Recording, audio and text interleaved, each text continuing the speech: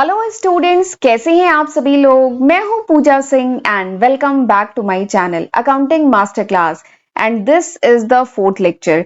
ये मेरा चौथा लेक्चर है ऑफ आवर लेक्चर सीरीज, जिसमें हम डिस्कस कर रहे हैं यूजीसी नेट कॉमर्स का 2020 का जो क्वेश्चन पेपर है उसका सॉल्यूशन हम डिस्कस कर रहे हैं। हम लोग पेपर 2 इस समय डिस्कस कर रहे हैं जिसमें 100 क्वेश्चंस आते हैं एंड मैं इसमें 3 लेक्चर वीडियो ऑलरेडी अपलोड कर चुकी हूं। This is my fourth lecture video, ये मेरा चौथा लेक्चर वीडियो है। तो चलिए फिर देर किस बात की है, जल्दी से हम आज का लेक्चर स्टार्ट करते हैं। तो क्वेश्चन नंबर 10 से आज हमें स्टार्ट करना था। क्वेश्चन नंबर 9 तक हम पिछले लेक्चर वीडियो में डिस्कस कर चुके हैं, आज हमें क्वेश्चन नंबर 10 से स्टार्ट करना है। तो क्वेश्चन नंबर 10 क्या है कि match list 1 and with list second, यानी लिस्ट 1 को लिस्ट सेकंड से आपको मैच करना है। लिस्ट 1 में क्या दिया गया है, लिस्ट 1 में कुछ ऑथर्स के नाम हैं, डिफरेंट जो ट्रेड थ्योरीज हैं उनके ऑथर के नाम दिए गए हैं एंड यहाँ पे नेम ऑफ द थ्योरी है। 4 थ्योरीज के नाम आपको यहाँ पे दिए गए हैं और इधर इनके ऑथर के नाम दिए गए हैं, तो आपको इनको मैच कराना है। ठीक है, दिस इज द क्वेश्चन। और फिर मैच करा के इन 4 ऑप्शन में से आपको बताना है which one is the correct one, इसमें से कौन सा सही है। ठीक है, तो क्वेश्चन समझ में आ गया। अब मैं एक बार थ्योरीज के आपको नाम बता देती हूँ। देखिए कौन कौन सी थ्योरी है, product life cycle theory, country similarity theory, absolute advantage theory, factor proportion theory. ठीक है, तो आप देख रहे हैं ये चारों क्या है, these 4 are the trade theory, ये चारों क्या है, ट्रेड थ्योरीज हैं। तो आपको बेसिकली बताना है कि ये जो ट्रेड थ्योरीज हैं ये किसने दी है, तो ये सिंपल सा क्वेश्चन है। तो अगर आपको याद है कि इनके ऑथर कौन है इन ट्रेड थ्योरी के, तो आप बहुत आसानी से कर लेंगे। देखिए कुछ क्वेश्चन मेमोरी बेस्ड भी आते हैं, जैसे ये मेमोरी बेस्ड क्वेश्चन है, इसमें आपको याद करना है, ठीक है, कि पर्टिकुलर थ्योरी के जो ऑथर हैं वो कौन है। ठीक है, प्लस ये थ्योरीज भी काफी इंपॉर्टेंट है, ये चारों थ्योरीज आपको पता होनी चाहिए, ये काफी इंपॉर्टेंट है। तो हम लोग वही तरीका यूज करते हैं जो हमेशा यूज करेंगे।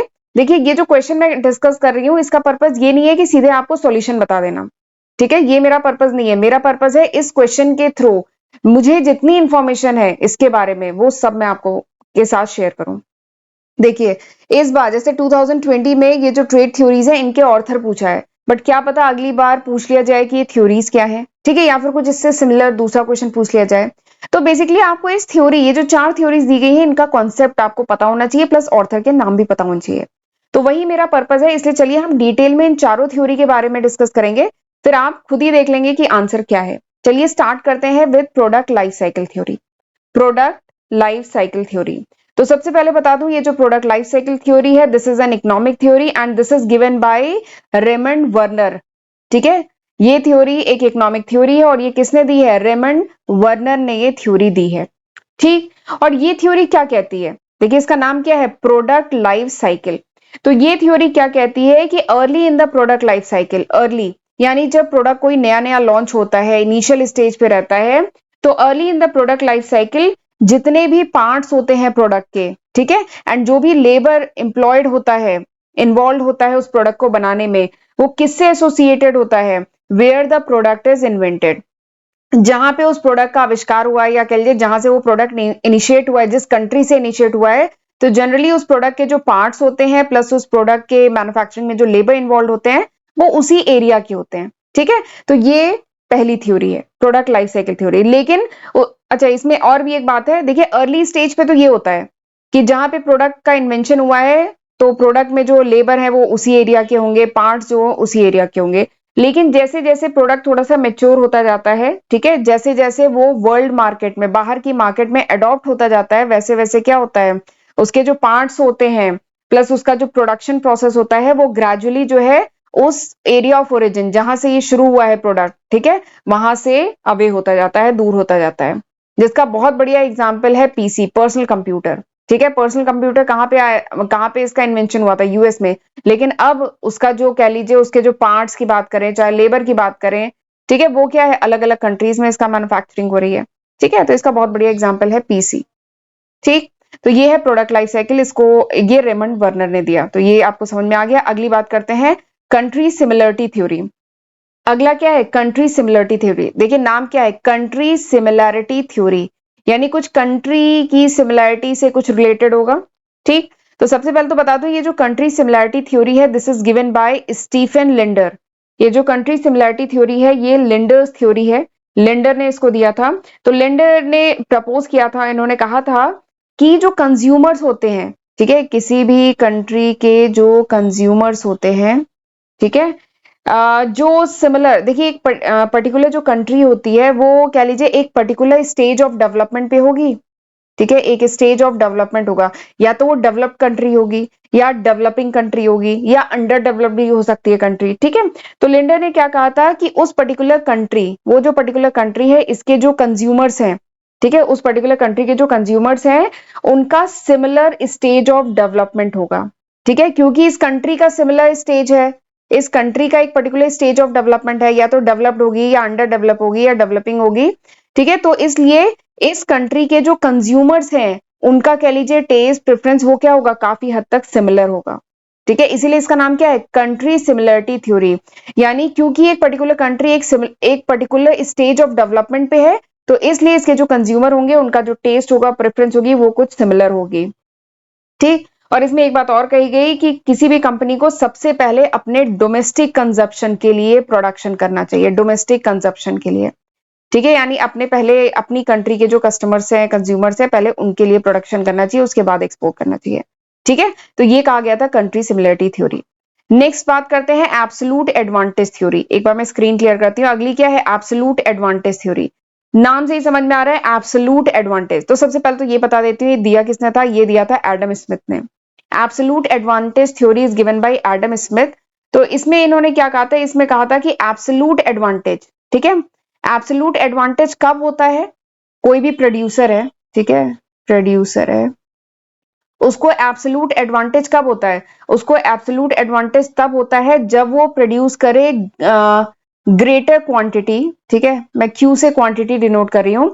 तो एडम स्मिथ ने कहा था कि एब्सोल्यूट किसी भी प्रोड्यूसर को एब्सोल्यूट एडवांटेज कब होगा, जब वो प्रोड्यूस करे कोई भी गुड्स या सर्विसेज प्रोड्यूस करे greater quantity eight same cost, ठीक है, कॉस्ट सेम रहे, ठीक है, बट क्वांटिटी ज्यादा प्रोड्यूस अगर वो कर पा रहा है as compare to its competitor, तो हम कह सकते हैं कि वो जो प्रोड्यूसर है उसके पास एब्सोल्यूट एडवांटेज है। या फिर अगर वो सेम क्वांटिटी प्रोड्यूस कर पा रहा है एट लोअर कॉस्ट, यानी कम खर्चे पे, ठीक है, कम खर्चे पे अगर सेम क्वांटिटी प्रोड्यूस कर पा रहा है या ज्यादा क्वांटिटी प्रोड्यूस कर पा रहा है उसी सेम खर्चे पे, तो हम कह सकते हैं कि वो जो प्रोड्यूसर है उसको क्या है, उसको है absolute advantage as compare to its competitor, ठीक है। तो ये कहा गई थी, ये कहा गया था इस थ्योरी में, ठीक है। तो यानी थर्ड किससे जाएगा, डी से। नेक्स्ट देखते हैं अगली थ्योरी क्या है, अगली है factor proportion theory. Next is factor proportion theory. तो फैक्टर प्रपोर्शन थ्योरी दिया था ओहलिन ने। Factor proportion theory is given bye Heckscher and Ohlin ने ये थ्योरी दी थी। तो इस थ्योरी, देखिए नाम क्या है, फैक्टर प्रपोर्शन। तो यानी यहाँ पे फैक्टर ऑफ ये जो प्रोडक्शन के जो फैक्टर्स हैं, प्रोडक्शन के जो फैक्टर्स हैं इससे रिलेटेड है ये थ्योरी। प्रोडक्शन के जो फैक्टर्स हैं इससे रिलेटेड है ये थ्योरी। प्रोडक्शन के फैक्टर्स यानी देखिए हम जानते हैं ना फैक्टर ऑफ प्रोडक्शन, क्या क्या है factor of production, land, labour and क्या है, capital. These are the three important factor of production. यानी प्रोडक्शन के लिए तीन चीजें चाहिए, लैंड, लेबर, कैपिटल। तो बेसिकली ये थ्योरी उसी से रिलेटेड है। देखिए फैक्टर प्रपोर्शन थ्योरी, तो ये थ्योरी क्या कहती है कि जो कंट्री के जो फैक्टर ऑफ प्रोडक्शन है, जैसे लैंड, लेबर, कैपिटल, ठीक है, तो किसी भी जो फैक्टर की जो कॉस्ट है, लैंड की, लेबर की, कैपिटल की जो कॉस्ट है ना, it is a function of demand and supply. It is a function of demand and supply. It is a function of demand and supply. ये जो है डिमांड एंड सप्लाई का फंक्शन है। इसका क्या मतलब है बताती हूँ। देखिए जैसे सपोज करिए कोई फैक्टर है, उसकी सप्लाई बहुत ज्यादा है, ठीक है, कोई फैक्टर है, एग्जाम्पल लेते हैं लेबर। लेबर भी तो एक फैक्टर है ना। सपोज करिए लेबर की कोई पर्टिकुलर एक्स कंट्री है जहां पे चीप लेबर अवेलेबल है, ठीक है, तो ये जो लेबर है इसकी सप्लाई बहुत ज्यादा है, ठीक। तो यानी यहाँ पे लेबर क्या होगा, इसकी सप्लाई, कोई पर्टिकुलर फैक्टर है उसकी सप्लाई बहुत ज्यादा है, तो यानी लेबर यहाँ पे क्या होगा, चीप होगा। ये फैक्टर प्रोडक्शन चीप है। और सपोज करिए कोई फैक्टर है, जैसे लैंड की बात करते हैं, ठीक है, कोई फैक्टर है जिसकी डिमांड बहुत ज्यादा है, ठीक है, डिमांड बहुत ज्यादा है, तो वो फैक्टर क्या होगा, बहुत कॉस्टली होगा, वो क्या होगा, बहुत एक्सपेंसिव होगा। तो ये जो फैक्टर प्रपोर्शन थ्योरी है, ये फैक्टर प्रपोर्शन थ्योरी ये कहती है कि कोई भी जो कंट्री है एक्स, ठीक है, उसको प्रोड्यूस करना चाहिए एंड एक्सपोर्ट करना चाहिए। एक बार मैं स्क्रीन क्लियर करती हूँ, ठीक है। तो ये थ्योरी क्या कहती है, कोई कंट्री अगर एक्स है तो उसको प्रोड्यूस करना चाहिए एंड एक्सपोर्ट करना, प्रोड्यूस करना चाहिए एंड एक्सपोर्ट करना चाहिए वो प्रोडक्ट या सर्विसेज जिसकी क्या हो, सप्लाई, बताइए ज्यादा की कम, जिसकी सप्लाई बहुत ज्यादा हो, ठीक है। कोई कंट्री एक्स है, उसको ऐसे प्रोडक्ट या सर्विस एक्सपोर्ट करने चाहिए, प्रोडक्ट या सर्विस एक्सपोर्ट करने चाहिए या उनका प्रोडक्शन करना चाहिए जिसकी सप्लाई बहुत ज्यादा है, ठीक है। इससे क्या होगा, चीप प्रोडक्शन होगा। सप्लाई बहुत ज्यादा है तो इससे क्या होगा, चीप प्रोडक्शन होगा, सस्ते में हम सामान बना पाएंगे और फिर इसको करिए एक्सपोर्ट, तभी फायदा होगा, ठीक। और इसी का एक और सेकेंड पार्ट इसमें कहा गया है कि अगर कोई कंट्री एक्स है, वहां पे कोई ऐसा प्रोडक्ट है जिसकी कह लीजिए सप्लाई बहुत कम है, ठीक है, वो हमारे यहाँ पे है ही नहीं, सप्लाई बहुत कम है, लैंड सपोज करिए, मतलब कोई भी चीज ऐसी फैक्टर ऑफ प्रोडक्शन जिसकी सप्लाई बहुत कम है, ठीक है, तो क्या करना चाहिए, ऐसी चीजें इंपोर्ट करनी चाहिए, वो प्रोडक्ट या सर्विस जो है इंपोर्ट करना चाहिए जो हमारे यहाँ पे जिसकी सप्लाई कम है, ठीक, डिमांड बहुत ज्यादा है, सप्लाई कम है। तो ये इसमें कहा गया था फैक्टर प्रोपोर्शन थ्योरी में, and this is given by Heckscher and Ohlin ने ये दी थी, ठीक। तो मैंने इन चारों थ्योरी के बारे में आपको थोड़ा थोड़ा बता दिया है, तो अब मेरे ख्याल से आप आंसर बता सकते हैं कौन सा सही है यहाँ पे। तो यहाँ पे option B is the correct answer. ये लिंडर ने कौन सी थ्योरी दी थी, चलिए यहां से शुरू करते हैं। ये जो प्रोडक्ट लाइफ साइकिल थ्योरी है ये किसने दी थी, प्रोडक्ट लाइफ साइकिल थ्योरी दी थी रेमंड वर्नर ने। कंट्री सिमिलरिटी थ्योरी किसने दी थी, लिंडर ने दी थी। और एडम स्मिथ ने एब्सोल्यूट एडवांटेज थ्योरी दी थी, ठीक है। तो आप इसको मैच कर सकते हैं, देख सकते हैं, option B is the correct answer. चलिए अगले क्वेश्चन पे चलते हैं। अच्छा, आगे अगले क्वेश्चन पे जाने से पहले ना मैं आपको थोड़ा सा बताना चाहती हूँ कि this is the list of subject जो मैं आज की तारीख यानी जुलाई 2023 तक अपने first channel accounting master class पे कवर कर चुकी हूँ। बट अगर ये वीडियो कुछ महीने बाद देख रहे हैं, कुछ साल बाद आप देख रहे हैं, तो होपफुली मैं इसमें काफी न्यू सब्जेक्ट ऐड कर चुकी होंगी। ये अभी तक है जुलाई 2023 तक, तो जरूर इसका फायदा उठाइएगा, इसकी हेल्प से पढ़िएगा और अपने फ्रेंड्स के साथ भी जरूर शेयर करिएगा। 700 से भी ज्यादा वीडियो लेक्चर मैं आज की तारीख तक अपलोड कर चुकी हूँ एंड इन सारे सब्जेक्ट की सेपरेट प्लेलिस्ट मेरे चैनल पे अवेलेबल है, राइट। और अगर अभी तक आपने मेरा चैनल सब्सक्राइब नहीं किया है तो जरूर मेरा फर्स्ट चैनल एंड मेरा सेकंड चैनल जो है वो जरूर सब्सक्राइब करिएगा। दोनों पे ही आपको कॉमर्स स्ट्रीम के जो डिफरेंट सब्जेक्ट हैं उनके लेक्चर वीडियो सीरीज मिलती है। एंड लेक्चर यूजफुल लगे तो लाइक करना मत भूलिएगा एंड मुझे कमेंट सेक्शन में जरूर बताइएगा कि हाउ वाज दिस लेक्चर, ये लेक्चर कैसा था, आपको समझ में आया कि नहीं आया, ठीक है। एंड मेरे चैनल पे जो अपलोडेड वीडियोस हैं उनके नोट्स चाहिए, then you can download my application from Google Play Store. आप गूगल प्ले स्टोर से मेरी एप्लीकेशन डाउनलोड कर सकते हैं, ओके। तो चलिए आगे बढ़ते हैं अगले क्वेश्चन की तरफ। अगला क्वेश्चन क्या है, आपको मैच कराना है, लिस्ट 1 एंड लिस्ट 2 के आइटम को मैच कराना है। लिस्ट 1 में क्या दिया गया है, standard costing, margin of safety, ratio analysis, JIT system, ठीक है। तो आप देख रहे हैं ये क्वेश्चन कहां से है, ये क्वेश्चन है मैनेजमेंट अकाउंटिंग से क्वेश्चन है, कॉस्ट अकाउंटिंग मैनेजमेंट अकाउंटिंग से क्वेश्चन है, ठीक है। लिस्ट 2 के आइटम क्या है, financial forecasting and planning, sales minus break even sales, control of inventory, management by exception, ठीक है। तो ये इधर के आइटम है लिस्ट सेकंड के। तो आपको क्या करना है, आपको मैच कराना है। तो चलिए शुरू करते हैं और फिर मैच करा के आपको बताना है कि इनमें से कौन सा सही है। तो चलिए शुरू करते हैं, नीचे से शुरू करते हैं, यहां से जेआईटी सिस्टम से। तो जेआईटी क्या है, सबसे पहले मैं वो बता देती हूँ, वही तरीका यूज करेंगे। देखिएगा मैं इन चारों के बारे में आपको बताती हूँ, आप खुद ही बता देंगे आंसर कौन सा है, ठीक। सबसे पहला है जेआईटी। जेआईटी का फुल फॉर्म क्या है, बताइए, जेआईटी का फुल फॉर्म क्या है, just in time, just in time.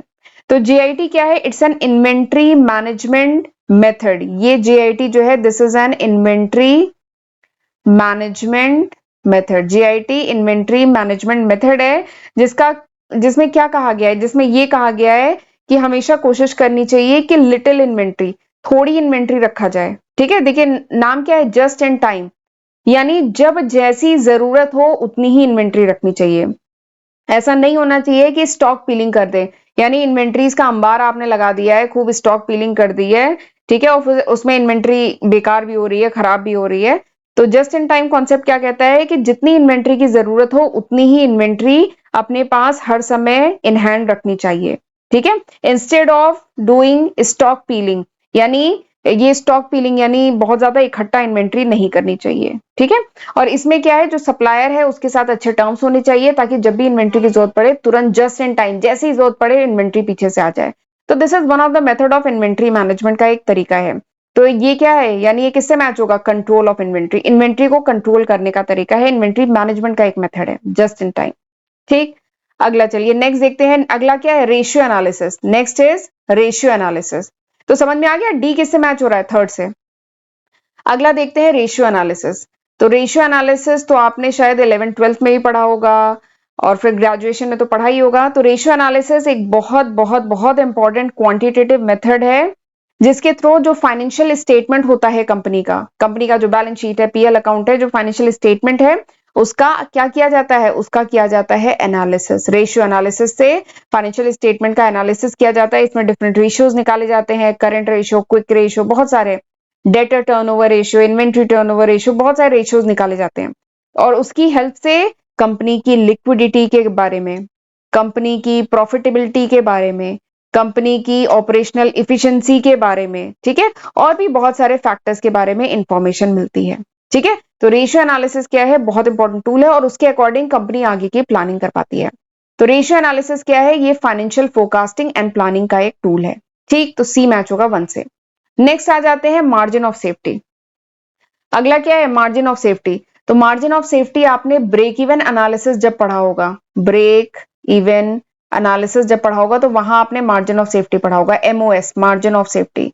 तो मार्जिन ऑफ सेफ्टी क्या होता है, मार्जिन ऑफ सेफ्टी होता है एक्चुअल सेल्स, यहां लिखती हूं, मार्जिन ऑफ सेफ्टी क्या है, मेरी राइटिंग खराब बन रही है, मार्जिन ऑफ सेफ्टी क्या है, actual sales minus break even sales. Margin of safety क्या है, actual sales minus break even sales. तो it is the difference between actual sales and break even sales के बीच में डिफरेंस होता है। ठीक है, एंड मार्जिन ऑफ सेफ्टी से बेसिकली एक आइडिया मिल जाता है, यानी कितने मार्जिन से कंपनी सेफ पोजीशन पे है। यानी अगर सेल्स फॉल भी करे, सेल्स अगर कम भी होती है, तो कितनी कम हो सकती है कि कंपनी नॉन प्रॉफिटेबल स्टेज पे ना हो। ठीक है, तो that is margin of safety. तो आप समझ गए होंगे मार्जिन ऑफ सेफ्टी क्या है, sales minus break even sales. तो यानी बी किससे मैच होगा, सेकंड से। ठीक, अब बच गया आखिरी, स्टैंडर्ड कॉस्टिंग। तो स्टैंडर्ड कॉस्टिंग भी मैनेजमेंट अकाउंटिंग का एक कह लीजिए, हमने मैनेजमेंट अकाउंटिंग में पढ़ा था स्टैंडर्ड कॉस्टिंग के कॉन्सेप्ट को। तो स्टैंडर्ड कॉस्टिंग देखिए, कॉस्टिंग मत देखिए, स्टैंडर्ड कॉस्टिंग क्या है, ये एक प्रैक्टिस है जिसके तहत क्या किया जाता है, एक्चुअल प्रोडक्शन करने से पहले, एक्चुअली में उस सामान को बनाने से पहले, प्रोडक्शन करने से पहले कॉस्ट को क्या किया जाता है, एस्टिमेट किया जाता है कि इस प्रोडक्ट को बनाने में स्टैंडर्ड खर्चा कितना आएगा। ठीक है, अगर मटेरियल की कॉस्ट ये है, लेबर की कॉस्ट ये है, अदर एक्सपेंसेस ये हैं, तो उस प्रोडक्ट को बनाने में एस्टिमेटेड खर्चा कितना आएगा, ये निकाला जाता है इस कॉन्सेप्ट से, स्टैंडर्ड कॉस्टिंग से। तो स्टैंडर्ड कॉस्टिंग एक प्रैक्टिस है जिसके तहत क्या किया जाता है, एस्टिमेट किया जाता है एक्सपेंसेस को in production process before making the actual product.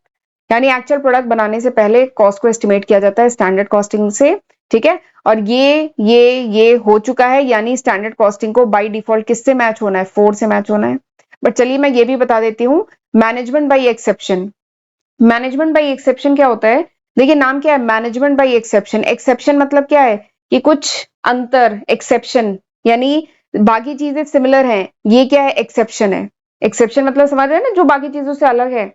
तो मैनेजमेंट बाय एक्सेप्शन के तहत क्या होता है, पॉइंट आउट किया जाता है, फोकस किया जाता है उन चीजों पे जहां पे कुछ आ रहा हो, क्या, डिफरेंस, जहां पे क्या आ रहा हो, डिफरेंस आ रहा हो।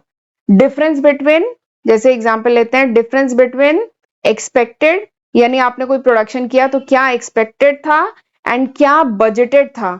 ठीक है, क्या एक्सपेक्टेड था एंड क्या बजटेड था, इसमें जो डिफरेंस आता है ना, तो उस पर जब फोकस किया जाता है ना, तो that comes under management by exception. तो ये स्टैंडर्ड कॉस्टिंग के कॉन्सेप्ट में आता है। तो एक इससे मैच होगा 4 से। ठीक है, तो अब मेरे ख्याल से आपको समझ में आ गया होगा कौन सा यहाँ पे आंसर है, ए 4 से मैच हो रहा है, यानी यहाँ पे आंसर क्या है, 4, सॉरी ए 4 से मैच हो रहा है। मार्जिन ऑफ सेफ्टी इससे, रेशियो एनालिसिस इससे, एंड जेआईटी क्या है, कंट्रोल ऑफ इन्वेंट्री। ठीक है, तो इस तरीके से मैच कराएंगे और ये हो जाएगा क्वेश्चन। चलते हैं अगले क्वेश्चन पे। अगला क्वेश्चन क्या है, MERCOSUR, इसको कैसे प्रोनाउंस करेंगे, मर्कोसूर। ठीक है, तो मर्कोसूर जो है, a South American trade bloc is a. तो क्वेश्चन कहा जा रहा है कि ये जो मर्कोसूर, ठीक है, ये एक साउथ अमेरिकन ट्रेड ब्लॉक है। ठीक है, दिस इज अ, ये क्या है, क्या ये FTA है, यानी फ्री ट्रेड एरिया है, कॉमन मार्केट है, कस्टम यूनियन है या इकोनॉमिक कॉपरेशन है? ये क्या है? ये जो मर्कोसूर है ये क्या है, ये पूछा गया है। This is the question. ठीक, तो इस क्वेश्चन को करने के लिए आपको थोड़ा सा मर्कोसूर के बारे में पता होना चाहिए। तो सबसे पहले बता देती हूँ, ये जो मर्कोसूर है this is south common market. This is a southern, this is a southern common market. ये जो मर्कोसूर है this is the southern common market. ये साउदर्न कॉमन मार्केट है। ये साउथ अमेरिका का ये एक ट्रेड ब्लॉक है। इसके कुछ मेंबर्स हैं, जैसे अर्जेंटीना है इसका मेंबर, ब्राजील है इसका मेंबर, वेनेजुएला है इसका मेंबर, और भी कई कंट्रीज हैं जो इसके मेंबर हैं। इसका पर्पस क्या है? अब इसकी हम पर्पस की बात करें ना, तो ये जो मर्कोसूर है इसका पर्पस क्या है? इसका पर्पस है फ्री ट्रेड ऑफ गुड्स, ठीक है, of goods, people and currency. ठीक है, आपस में जो लोग हैं, जो गुड्स हैं और जो करेंसी है, ये आसानी से फ्लो कर सके, एक कंट्री से दूसरे कंट्री तक फ्लो कर सके, ट्रेड हो सके, व्यापार हो सके इन कंट्रीज के बीच में। ठीक है, तो Mercosur is a common market, it's a southern common market. ठीक, तो मेरे ख्याल से आपको समझ में आ गया होगा यहाँ पे आंसर क्या है। Option B is the correct answer, right. तो चलिए फिर आज का लेक्चर मैं यहीं पे वाइंड अप करती हूँ। अब अगले लेक्चर में हम कुछ और क्वेश्चन डिस्कस करेंगे, तब तक इतना पढ़ के रखिएगा। एंड लेक्चर यूजफुल लगा तो प्लीज लाइक करना मत भूलिएगा। ओके, तो चलिए फिर मिलते हैं अगले लेक्चर वीडियो में, तब तक अपना ध्यान रखिएगा। God bless you.